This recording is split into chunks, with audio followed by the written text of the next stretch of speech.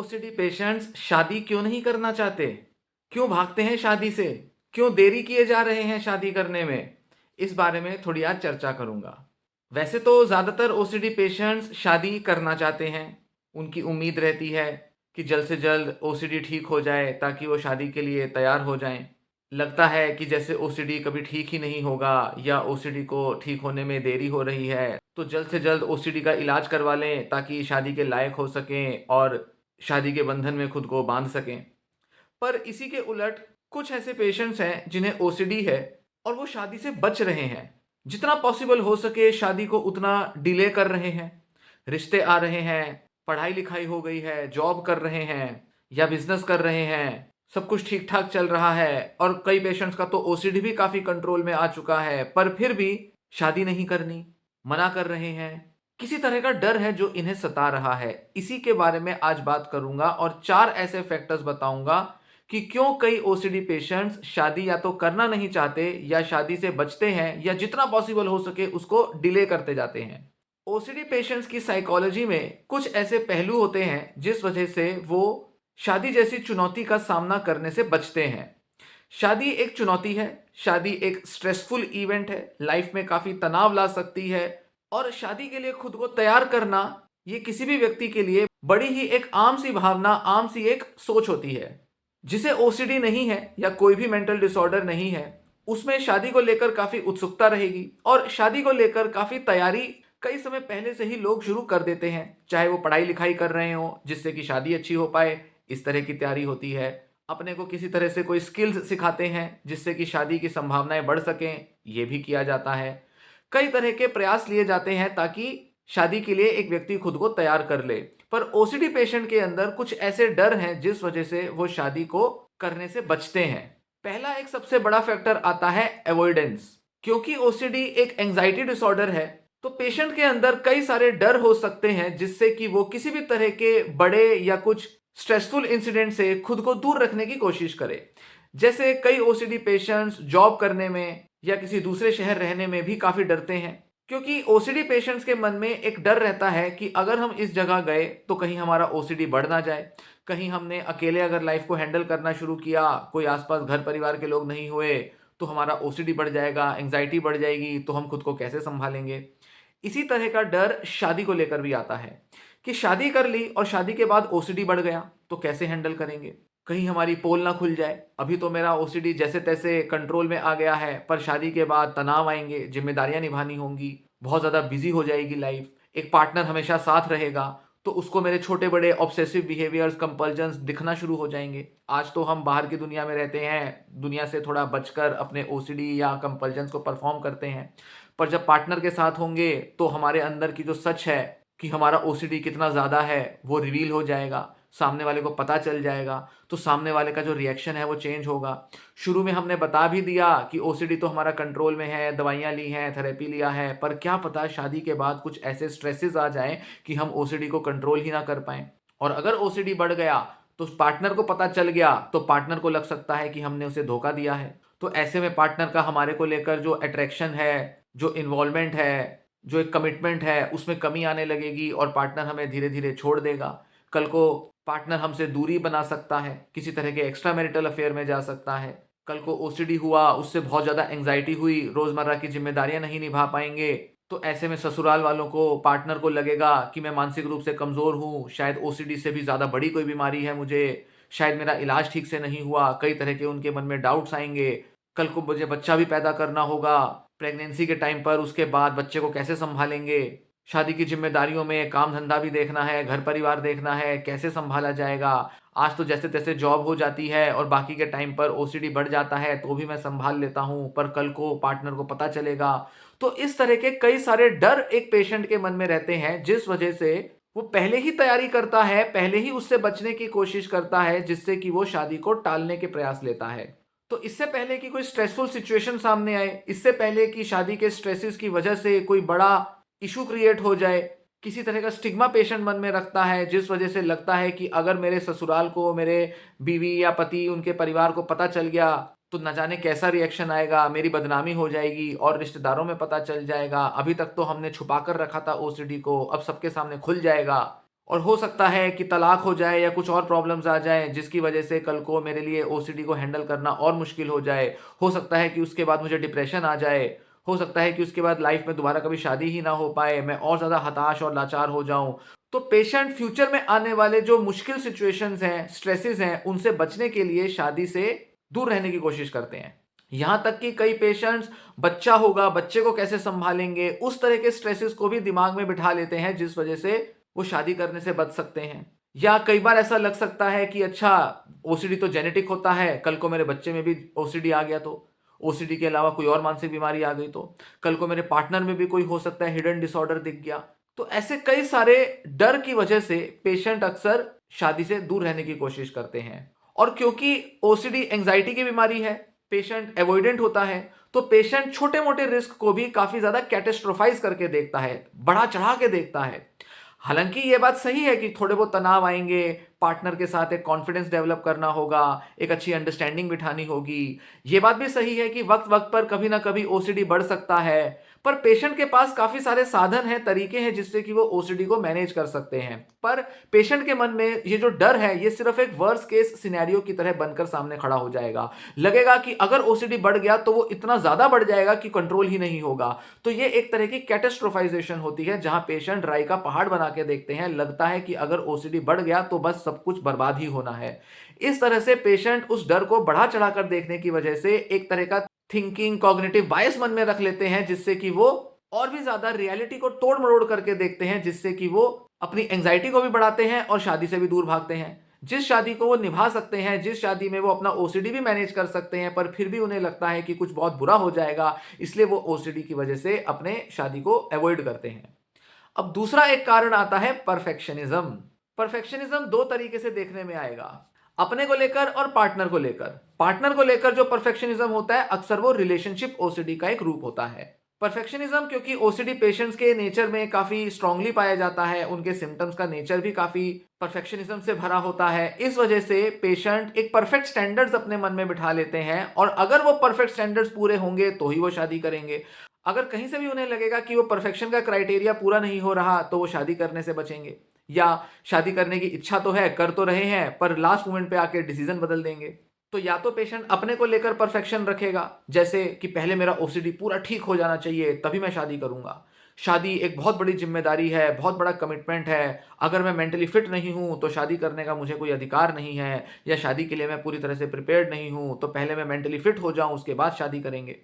पहले मेरी पढ़ाई पूरी हो जाए, जॉब लग जाए, करियर के अंदर एक अच्छा लेवल हो जाए, अच्छा पैसा कमाने लगूं, लाइफ का एक रूटीन अच्छा हो जाए, तब जाकर मैं शादी के लिए तैयार हूं।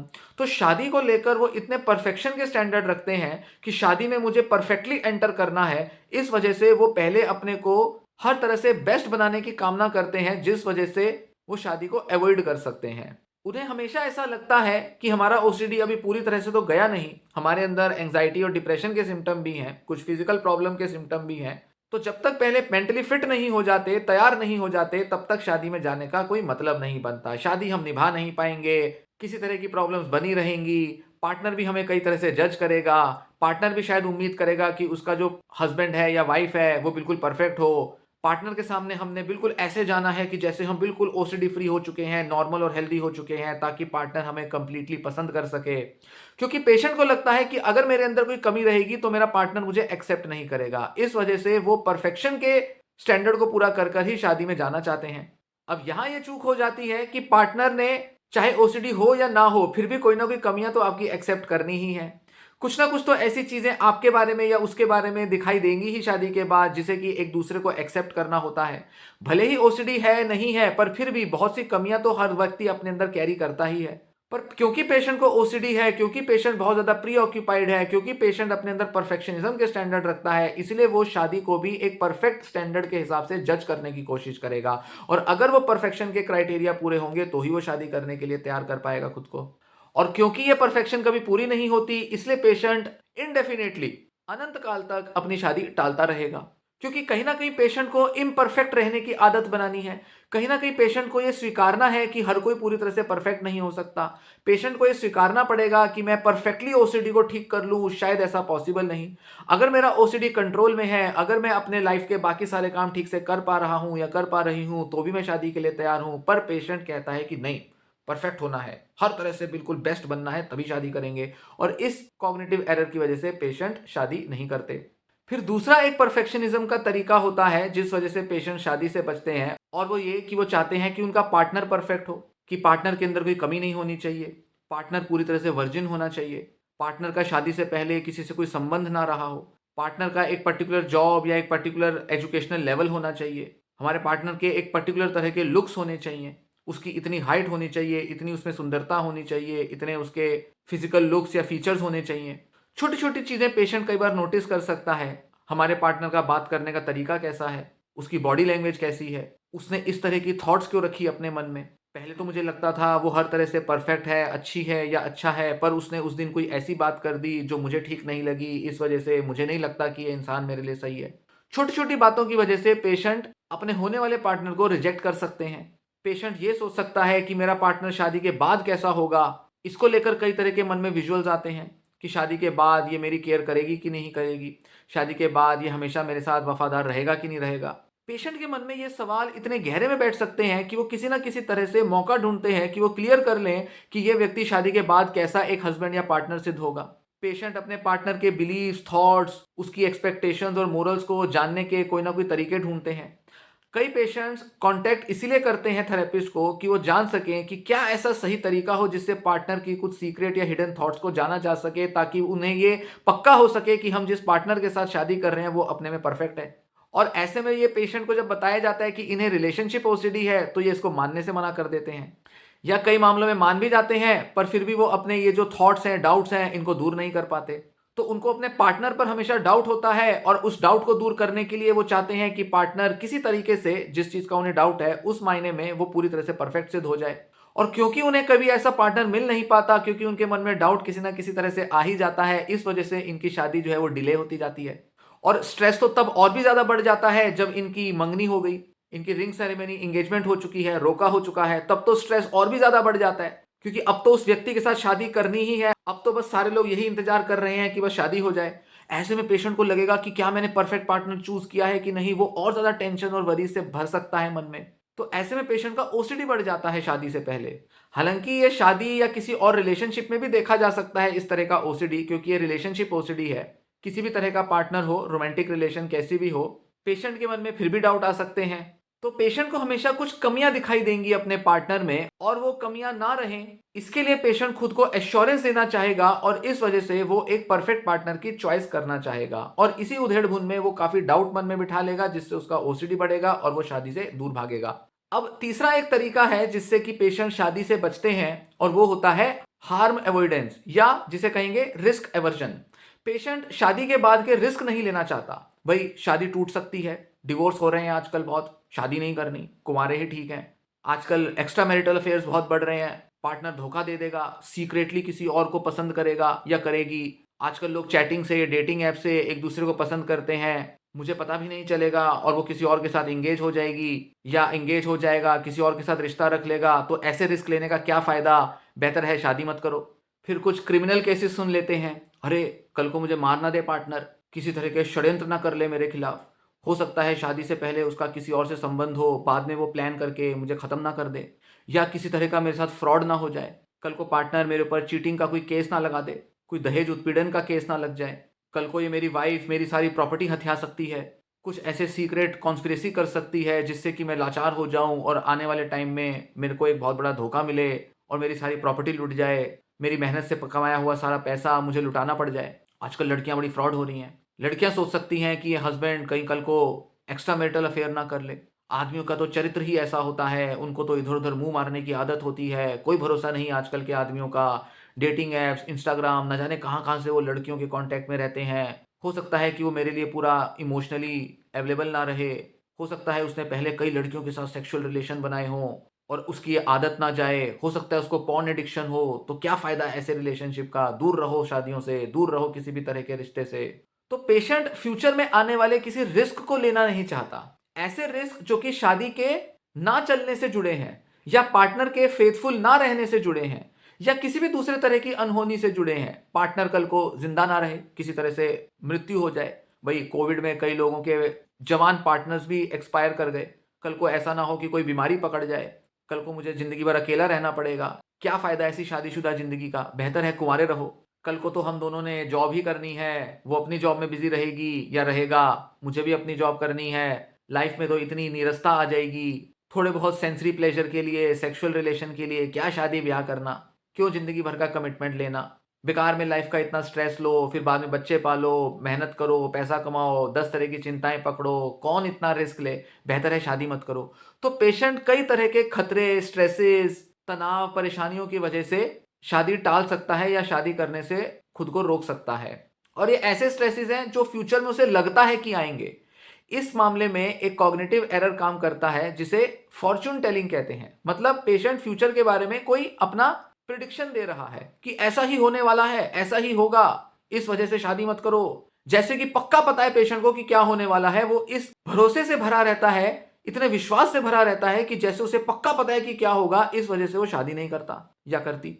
घर वालों को कई तरह से कन्विंस करेंगे, अपने रीजंस को इतने कन्विक्शन से बताएंगे कि जैसे सच में लग रहा है कि हाँ देखो कितने खतरे हैं, शादियां नहीं चल रही हैं आजकल, डिवोर्स हो रहे हैं, हर दूसरे घर में आजकल डिवोर्स ले रहे हैं लोग, क्या फायदा शादियों का, रहने दो। एक्चुअल में पेशेंट ओसीडी की वजह से, एंजाइटी की वजह से शादी को अप्रोच नहीं करना चाहता, और क्योंकि वो शादी में आगे जाना नहीं चाहता, इस वजह से वो कई तरह के अपने को रीजंस देता है, एक तरह की डिफेंसिव अप्रोच अपना लेता है। इस वजह से वो इस तरह के रिस्क को बढ़ा चढ़ाकर अपने सामने रखता है, जिससे कि वो खुद को भी कन्विंस कर पाए और दूसरों को भी कन्विंस कर पाए कि भाई शादी करने के तो आज के जमाने में बहुत खतरे हैं, इसलिए बेहतर है अवॉइड करो। अब एक चौथा फैक्टर आता है जो होता है पेशेंट की पर्सनैलिटी। ओसीडी के परे कई पेशेंट्स के कुछ ऐसे पर्सनैलिटी ट्रेट्स होते हैं जो उन्हें शादियों से या किसी भी तरह के सेक्सुअल इमोशनल रिलेशन से दूर रखने के लिए मोटिवेट करते हैं। जैसे कि मैंने बताया, कई पेशेंट्स के अंदर बहुत ज़्यादा एंजाइटी होती है, बहुत एवॉइडेंट नेचर के होते हैं। तो क्योंकि ओसीडी एक एंजाइटी डिसऑर्डर है, तो काफ़ी सारे ऐसे पेशेंट्स जिन्हें कि एंग्शियस एवॉइडेंट पर्सनैलिटी ट्रेट्स होते हैं, मतलब वो आमतौर पर अपने लाइफ में किसी भी बड़े पड़ाव पर जाने से पहले बहुत ज़्यादा डरते हैं, अवॉइड करते हैं। जॉब लगनी है उसमें भी अवॉइड करेंगे, आसान तरीके से जॉब ढूंढेंगे। इनफैक्ट स्कूल से ही ये चीज़ें शुरू हो जाती हैं, आसान सब्जेक्ट्स लेने हैं, कोई ऐसा टीचर जो थोड़ा डांटता है उसकी क्लास में एब्सेंट हो जाएंगे। किसी पर्टिकुलर एग्जाम में जहां उनको डर लगता है ज़्यादा कि हम फेल हो सकते हैं, उस एग्ज़ाम को देने नहीं जाएंगे, एंट्रेंस एग्ज़ाम नहीं देंगे। इस वजह से कई बार करियर में ज़्यादा ग्रो भी नहीं कर पाते। फिर जॉब करना है या बिजनेस करना है, उसमें भी कोई शॉर्टकट ढूंढने की कोशिश करते हैं, बार बार जॉब छोड़ते रहते हैं। ज़रा सा भी जॉब में कोई तनाव आता है, कोई जिम्मेदारियां आती हैं तो उनसे बचने की कोशिश करते हैं। ड्राइव करना सीखना नहीं चाहते, ड्राइव करने में खतरे लगते हैं, एक्सीडेंट हो जाएगा, मत करो ड्राइव। कहीं दूर ट्रैवल करने नहीं जाते, अकेले ट्रैवल नहीं कर सकते, प्लेन में जाने से डरते हैं, ट्रेनों में जाने से डरते हैं, ट्रेन का एक्सीडेंट हो जाएगा, प्लेन क्रैश कर जाएगा, न जाने क्या क्या उनको खतरे दिखाई पड़ते हैं, इस वजह से वो अवॉइडेंट रहते हैं। तो जैसे वो लाइफ के कई सारे एरियाज में अवॉइडेंट हैं, इसी तरह वो शादी में भी अवॉइडेंट होते हैं। तो इस तरह का पर्सनैलिटी ट्रेट लोगों को अक्सर शादी से दूर रख सकता है, और ओसीडी पेशेंट्स में अगर ये ट्रेट्स मौजूद हैं तो ओसीडी पेशेंट शादी करने के लिए मोटिवेटेड नहीं होते। फिर इसी के साथ दूसरा एक पर्सनैलिटी ट्रेट आता है डिटैचमेंट।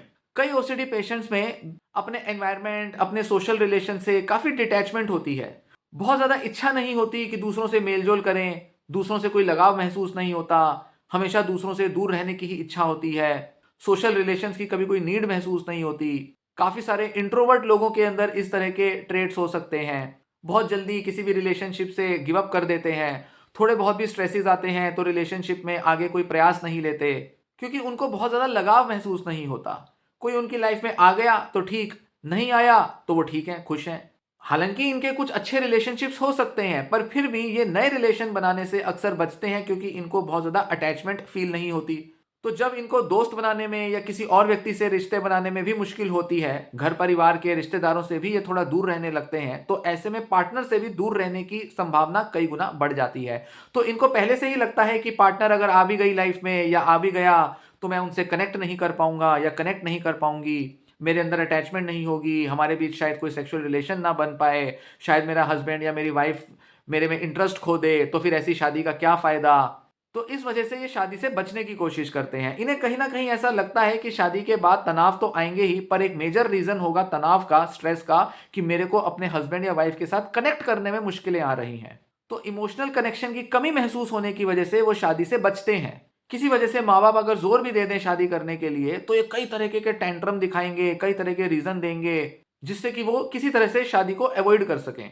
या अगर जैसे तैसे इनकी शादी कर भी दी जाएगी तो भी ये शादी में बहुत खुश नहीं रहेंगे या इनका पार्टनर इनसे खुश नहीं रहेगा। तो ऐसे में कई मामलों में डिवोर्स रेट भी ज्यादा हो सकते हैं ऐसे लोगों में। फिर एक पर्सनैलिटी ट्रेट आता है जिसमें पेशेंट के अंदर काफी सारे रिलीजियस, फिलोसॉफिकल या कुछ पैरानॉर्मल आइडियाज के साथ प्रीऑक्यूपेशन रहता है। खासकर कि स्किज़ोटाइपल या स्किज़ोइड पर्सनैलिटी के जो पेशेंट्स हैं उनमें अक्सर डिटैचमेंट, पैरानॉर्मल के साथ काफी रिलीजियस या फिलोसफिकल आइडियाज के साथ प्रीऑक्यूपेशन दिखाई देती है, जिस वजह से उनके अंदर ज्यादा इच्छा ही नहीं आती शादी करने की। स्किज़ोटाइपल और स्किज़ोइड पर्सनैलिटी वो होती है जहां पेशेंट दूसरे लोगों के प्रति ज्यादा लगाव महसूस नहीं करता। जैसे बताया कि डिटैचमेंट का ट्रेट होता है कुछ पेशेंट्स में, स्किज़ोइड पर्सनैलिटी के पेशेंट्स में ये डिटैचमेंट का ट्रेट काफी स्ट्रांग होता है। वो अपने जीवन में ज्यादा सोशल रिलेशंस बना ही नहीं पाते, उनके अंदर इच्छा ही नहीं आती, हमेशा उनका अकेले रहने का मन करता है। ये इंट्रोवर्जन के बिल्कुल एक्सट्रीम पर होते हैं, बहुत एक्सट्रीम इंट्रोवर्ट्स होते हैं ये पूरी जिंदगी अकेले बिता सकते हैं। बस माता पिता, भाई बहन के अलावा इनको और किसी तरह की रिलेशनशिप में जाने की कभी इच्छा ही नहीं आती। ये बड़े ही फॉर्मल होते हैं, बस जितना दुनियादारी डिमांड करता है, जितना प्रोफेशनल रिलेशनशिप डिमांड करता है, बस उतना ही दूसरे से इंटरेक्ट करेंगे, ज्यादा कुछ पर्सनल लगाव रखने की उनमें इच्छा ही नहीं होती। साथ ही स्किज़ोटाइपल पर्सनैलिटी के पेशेंट्स काफी over valued religious spiritual ideas रखते हैं। तो हो सकता है कि वो रिलीजियस आइडिया से इन्फ्लुएंस हो जाएं, जहां पर उनको लगे कि नहीं, जीवन भर ब्रह्मचारी रहना चाहिए, ब्रह्मचर्य का पालन करेंगे। और क्योंकि ओसीडी पेशेंट्स में परफेक्शनिज्म होता है, अपने मोरल्स को लेकर काफी प्योर रहना चाहते हैं। ओसीडी पेशेंट्स में ये काफी एक टेंडेंसी होती है कि वो अपने को मोरली स्ट्रांग रखें, और मोरली स्ट्रांग रखने का एक सबसे अच्छा तरीका है कि अपने को सेक्सुअली, इमोशनली बिल्कुल साफ सुथरा रखा जाए। तो शादी हमें अपवित्र कर देगी। एक पार्टनर के साथ सेक्सुअल रिलेशनशिप हमारे शरीर, तन, मन, आत्मा को अशुद्ध कर देगा। तो इसलिए बेहतर है कि शादी से दूर रहो। हम ब्रह्मचर्य का पालन करेंगे, हमें लाइफ टाइम, आजीवन कुंवारा रहना है, कुंवारी रहना है। Spiritual organisation, religious organisation join कर लेंगे, जिससे कि शादी से दूर रहना और आसान हो जाएगा। क्यों? क्योंकि उनके रिलीजियस, स्पिरिचुअल बिलीफ जो होंगे वो उनके शादी से दूर रहने के एटीट्यूड को री इन्फोर्स करेंगे, और ज्यादा उनको बढ़ावा मिलेगा कि देखो, हमारे तो शास्त्रों में लिखा है, पुराने जमाने में तो योगी भी शादियां नहीं करते थे, सन्यासी बन जाते थे। तो ऐसे आइडिया से इन्फ्लुएंस होने की वजह से और ओसीडी के इंपैक्ट में भी ये पेशेंट शादी से दूर रह सकता है। तो ओसीडी के सिम्टम्स एंजाइटी या अवॉइडेंस, साथ ही डिटैचमेंट की फीलिंग होना, और फिर परफेक्शनिज्म की भावना होना, मोरली अपने को प्योर रखने की भावना होना, और फिर उसके बाद ये रिलीजियस स्पिरिचुअल आइडियाज मिलकर एक ऐसा पैकेज बना देते हैं जिसमें पेशेंट आसानी से शादी को अवॉइड कर सकता है। ऐसे में इन पर्सनैलिटी ट्रेट्स की इन्फ्लुएंस की वजह से पेशेंट दूसरों से अगर कट भी जाए, आइसोलेटेड हो जाए, परिवार से थोड़ा खुद को दूर भी कर ले, तो भी उसको कोई फर्क नहीं पड़ता, क्योंकि वो जैसे तैसे दुनिया में अपने को शादी ब्याह से दूर रखने के लिए तैयार कर लेता है। जिसे अपने परिवार से ही लगाव नहीं हो पा रहा, दोस्त मित्रों से ही लगाव नहीं हो पा रहा, अपने प्रोफेशन से और अपने प्रोफेशन में होने वाले जो कलीग्स या कॉन्टैक्ट्स हैं उनसे भी लगाव नहीं हो रहा, तो पार्टनर से लगाव होने का कोई सवाल ही नहीं खड़ा होता ऐसे में। तो इसलिए ये पार्टनर से भी दूर रहेंगे। तो इस तरह से हम देखते हैं कि 4 ऐसे रीजंस होते हैं, साइकोलॉजिकल फैक्टर्स होते हैं, जिस वजह से अक्सर ओसीडी पेशेंट्स शादियों को अवॉइड करते हैं, शादी नहीं करना चाहते। या आजकल ये चीज़ें ज़्यादा देखने में आ रही हैं। क्यों? क्योंकि आजकल शादियां लेट हो रही हैं, 30-35 तक लोगों की शादियां ही नहीं हो रही। पढ़ाई लिखाई कर रहे हैं, जॉब कर रहे हैं, बिजनेस कर रहे हैं, एंट्रेंस एग्जाम की तैयारियां कर रहे हैं, कंपटीशन बहुत बढ़ गया है, या ओसीडी से डील कर रहे हैं। 18-19 की उम्र में ओसीडी हुआ, 25-27 तक तो इलाज ही शुरू नहीं किया, या इलाज लेना शुरू भी कर दिया, इलाज ही ठीक से नहीं लिया, दवाइयां लेते रहे, 2-3-4 साल तक दवाइयां ली, दवाइयों से पूरा आराम ही नहीं मिला, लाइफ में थोड़ी स्लोनेस आ गई, लाइफ में पूरा फोकस नहीं है, छोटे मोटे टास्क या गोल्स को अचीव करने में भी अवॉइड करते हैं, दूर कर देते हैं खुद को लाइफ के दूसरे प्लेजर से, हॉबीज खत्म कर देते हैं, दूसरों से मेलजोल बढ़ाना कम कर देते हैं, आसपास अपने मित्रों से, परिवार के लोगों से मेलजोल नहीं बढ़ाते, क्योंकि उसमें भी उनको एंजाइटी आती है, स्ट्रेस होता है, धीरे धीरे उनके अंदर इच्छाएं कम होने लगती हैं। बहुत से ओसीडी पेशेंट्स 30-40 की उम्र तक जब वो धीरे धीरे शादी खींच देते हैं तो उनके अंदर वैसे भी वो इच्छाएं कम हो जाती हैं, क्योंकि इतने साल तक कुंवारा रहने की वजह से और कुछ रिलेशनशिप के ब्रेकअप्स होने की वजह से उनके अंदर ये बिलीव स्ट्रांग हो जाता है कि अब इस उम्र में शादी करने का क्या मतलब, अब तो ओसीडी है, उसी से डील कर रहे हैं, काम धंधा कर रहे हैं, जॉब कर रहे हैं, बिजनेस कर रहे हैं, या घर में हैं, जैसे तैसे कोई लड़की महिला है वो घर में एडजस्ट की हुई है, भाई माता पिता से अच्छा तो कोई समझ नहीं सकता ओसीडी को, जैसे तैसे हमारे घर वाले भी एक्सेप्ट कर पाए हैं, इलाज चल रहा है, तो क्या ही करना शादी। तो 30-35 की उम्र तक आते आते इच्छाएं मरने लगती हैं पेशेंट में, वो कई तरह से खुद को कन्विंस कर चुका होता है कि अब मुझे शादी करनी ही नहीं, क्या मतलब है। इनफैक्ट वो इतना ज्यादा खुद को कन्विंस कर सकते हैं कि दूसरे पार्टनर के प्रति आकर्षण ही खत्म हो जाए। धीरे धीरे ये पेशेंट अपने को एसेक्सुअल कहने लगते हैं कि हमारे को तो ऐसा लगता है हम अब ना हेट्रोसेक्सुअल है, ना होमोसेक्सुअल है, ना बाइसेक्सुअल है, अब तो हम एसेक्सुअल बन गए। इच्छा ही नहीं है, सेक्स नहीं करना, इमोशनली कनेक्ट नहीं होना, रोमांस की जरूरत नहीं है, अकेले ही ठीक है, लाइफ तो कट ही रही है, क्या ही करना शादी करके, बच्चे पालो, ये करो, इतने सारे तनाव लो, क्या मतलब है। ठीक है, इतनी उम्र हो गई है, अब तो शायद बच्चे भी ठीक ठाक पैदा ना हो सकता है बच्चों में भी बीमारियां हो जाएं, आगे आने वाले टाइम में हम भी बीमार पड़ जाएंगे, 10-15 साल के अंदर हमारा शरीर भी बीमारियां पकड़ लेगा, ऐसे में बच्चे को पालना बड़ा मुश्किल होगा। भाई आजकल तो इतने खर्चे हो गए हैं, आने वाले टाइम में महंगाई और ज़्यादा बढ़ जाएगी। शहर में रहो, गांव में रहो, छोटे शहर बड़े शहर कहीं भी रहो, बहुत खर्चे होंगे, तो ऐसे में क्या ही करना शादी, क्या ही बसाना घर अपना, तो बेहतर है अकेले रहो। 30-35 साल तो जिंदगी के काट ही दिए, आगे भी और 30-35 साल कट जाएंगे। तो इस तरह से धीरे धीरे पेशेंट कई तरह के बिलीफ्स बना लेता है, अपने को कन्विंस कर लेता है, एक कन्फर्मेटरी बायस का शिकार हो जाता है, जिसमें कि वो और ज्यादा खुद को मना लेता है इस चीज के लिए कि मुझे शादी नहीं करनी। बस चुनौती रहती है तो घर वालों को कन्विंस करना है, और जैसे तैसे वो या तो अपने को घर वालों से अलग कर लेगा, या कई पेशेंट्स हैं जिनके माता पिता की मृत्यु हो जाती है, माता की या पिता की किसी की मृत्यु हो गई, अब दूसरा पेरेंट जो है वो इतना ज़्यादा जोर दे नहीं पा रहा शादी के लिए, जैसे तैसे वो दूसरा पेरेंट भी किसी तरह की हेल्थ इशू से डील कर रहा है, अपना बुढ़ापा जैसे तैसे काट रहा है, तो ये पेशेंट जो 30-35-40 साल का हो गया, अब इसको कोई बोलने वाला नहीं कि तू शादी कर ले, तो ऐसे में इसके लिए और आसान हो जाता है शादी को टालना। इस तरह वो जिंदगी भर कुंवारे रह सकते हैं। अब सवाल ये आता है कि कोशिशें तो पेशेंट खूब कर रहा है कि मैं शादी ना करूं, दूर रहूं शादी से, पर इन सब का इलाज क्या है। एक ही चीज है, अपनी काउंसलिंग लो, थेरेपी लो, ओसीडी ठीक करो, और शादी को लेकर जो डर है, जो फियर्स हैं, जो नेगेटिव बिलीफ्स बन गए हैं, जो एवर्जन एवॉइडेंस दे रहे हो, उसको दूर करने के प्रयास करो। क्योंकि कुछ लोगों के लिए तो ये जो डर है ये लाइफ के अलग अलग एरियाज में दिखाई पड़ेंगे, वहां तो उनको थेरेपी में ये सब चीजें एड्रेस करने की जरूरत पड़ेगी ही। पर जिन लोगों को सिर्फ शादी को लेकर डर आ रहा है, जैसे कि पहले वाली कैटेगरी में मैंने बताया कि सिर्फ अवॉइड कर रहे हैं, डर है कि कल को ओसीडी बढ़ गया तो क्या होगा, ऐसे तरह के डर को दूर करने के लिए थेरेपी बहुत इफेक्टिव है। बहुत अच्छे से पेशेंट प्री मैरिटल काउंसलिंग ले सकते हैं, जिसमें कि वो शादी के लिए खुद को तैयार करें, अपने बिलीफ्स चेंज करें। अब तक ओसीडी दूर करने के लिए कई तरह के प्रयास लिए, अब शादी को लेकर जो डर है उनको दूर करने के लिए एफर्ट्स लें, बात करें थेरेपिस्ट से। घर वाले शायद इसमें ज्यादा मदद ना दे पाए, क्योंकि घर वाले बहुत पॉजिटिव चीजें दिखाएंगे पर पेशेंट अपने को कन्विंस नहीं कर पाएगा। इसलिए बेहतर होगा कि किसी थेरेपिस्ट से बात करके अपने बिलीव्स को, अपने स्टैंडर्ड्स, एटीट्यूड्स, परफेक्शनिज्म, इन सबको बदलने की कोशिश करें। ये सब बदला जा सकता है और शादी के प्लेजर्स लिए जा सकते हैं। तो जो चीजें बदली जा सकती हैं, जिन्हें आप कंट्रोल कर सकते हो, उनको जबरदस्ती एक बोझ की तरह जिंदगी भर क्यों कैरी करना, क्यों ऐसे नेगेटिव बिलीव्स और नेगेटिव एक्सपेक्टेशंस के साथ चलना। बेहतर होगा कि इनको दूर करके एक हेल्दी तरीके से, हेल्दी बिलीफ्स अपनाकर, हेल्दी एटीट्यूड्स के साथ आगे बढ़ा जाए, और शादी को अप्रोच करके शादी की जो भी संभावनाएं हैं उनको अप्रोच करें और शादी के चांस को इंक्रीज करें। जब तक शादी की तरफ बढ़ोगे नहीं, जब तक शादी को एक पॉजिटिविटी के साथ नहीं देखोगे, और जब तक खुद को इस तरह से नहीं देखोगे कि हाँ मैं अपने को तैयार कर सकता हूँ या कर सकती हूँ शादी के लिए, तब तक आपके अंदर इच्छा नहीं आएगी। तो इच्छा को जगाया जा सकता है, भले ही आपका किसी भी वजह से इच्छा मर गई हो, भले ही हो सकता है आपके अंदर काफी नेगेटिव बिलीव्स और थॉट्स इतने लंबे समय से पनप रहे हो कि अब आपको लगता ही नहीं कि आपके नेचर में है कि आपको शादी करनी है। कई लोग ये कहेंगे कि हम तो शायद शादी के लिए बने ही नहीं थे, और ऐसे में अगर ज्योतिष एनालिसिस करा लिया तब तो सोने पे सुहागा, तब तो और ज्यादा कंफर्मेशन मिल जाएगी। भाई ज्योतिष ने भी कहा है, कुंडली में लिखा है, अब चाहे कुंडली में उसके कई दूसरे ऑल्टरनेटिव्स भी दिए हों, पर नहीं, हमारी तो कुंडली में लिख दिया कि नहीं इसकी शादी में देरी होगी, शनि बैठा है 7वें घर में। तो ये सब सोच सोच के पेशेंट अपनी शादी को टाल सकता है। तो इस तरह के जो कंफर्मेशंस आपने दे रखी हैं, कन्विक्शंस बिठा रखी हैं, उनको बदलने की तरफ आगे बढ़ें और आपकी भी शादी हो सकती है। मेरा चैनल देखोगे तो मैं शादी के लिए कन्विंस तो कर ही दूंगा, और आने वाले टाइम में इस पर और वीडियोस बनाऊंगा। ये वीडियो मैं यही समाप्त करता हूं। धन्यवाद।